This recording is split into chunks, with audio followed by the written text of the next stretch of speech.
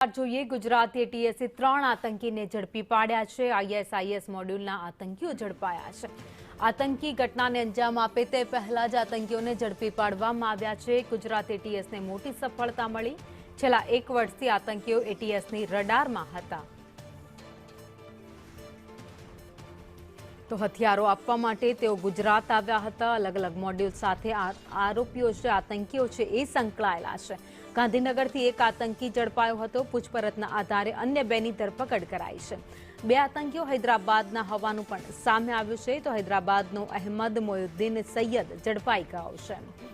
તો આતંકી Ahmed મોયુદ્દીન Syed MBBS doctor છે। આતંકી અહેમદ સૈયદે ચાઇનાથી એમબીબીએસ કરેલું છે।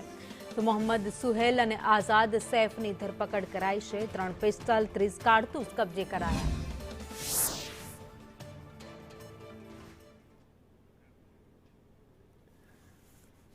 તો એટીએસને જે મોટી સફળતા મળી છે તેમાં કેટલાક ખુલાસા થયા છે। આતંકીઓ એ કેમિકલથી હુમલાની ફિરાકમાં હતા, જેમાંથી એક આતંકી જે હૈદરાબાદનો છે તેણે ચીનથી એમબીબીએસ કરેલું છે, એમબીબીએસ ડોક્ટર છે। કેમિકલ વિશે તેને જાણકારી હતી અને તે કેમિકલથી ગુજરાતના કેટલાક અલગ અલગ ભાગોમાં હુમલા કરવાની ફિરાકમાં પણ હતા।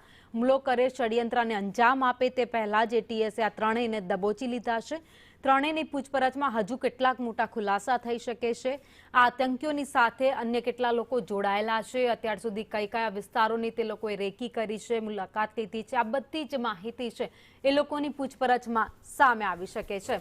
તો સાયનાઇડ કરતા ખતરનાક ઝેર બનાવવાનો પ્લાન આ ત્રણેય આતંકીઓ સાથે મળીને કરી રહ્યા હતા।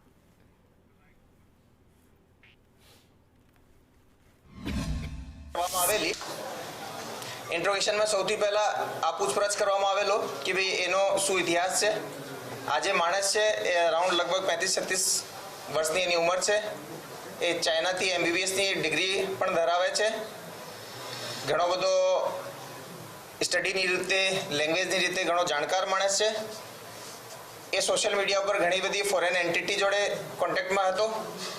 આ જ એન્ટિટીમાં એક અબુ ખદીજા નામની એક એન્ટિટી જોડે પણ એ કોન્ટેક્ટમાં હતો, જેની આઈડેન્ટિટી આ માણસ એક આઈએસકેપીના આમિર તરીકે એના ઓળખે છે।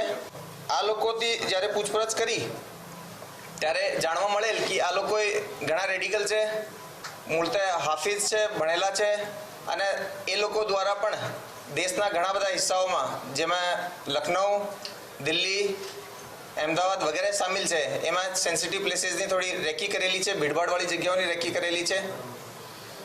સાથે સાથે એ લોકો દ્વારા જાણતા છતાં કે ભાઈ એની અંદર વેપન છે, આ જે વેપનની ડિલિવરી છે એ હનુમાનગઢ રાજસ્થાન, જે કે એક બોર્ડરનો જિલ્લો છે, ત્યાંથી એના દ્વારા કરવામાં આવેલી છે।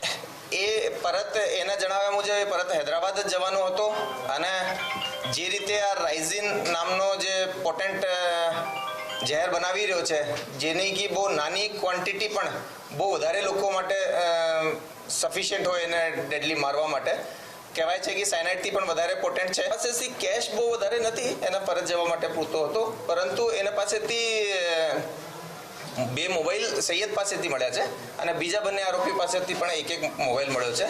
સાથે સાથે 2 લેપટોપ પણ અમને એમાં મળ્યા છે।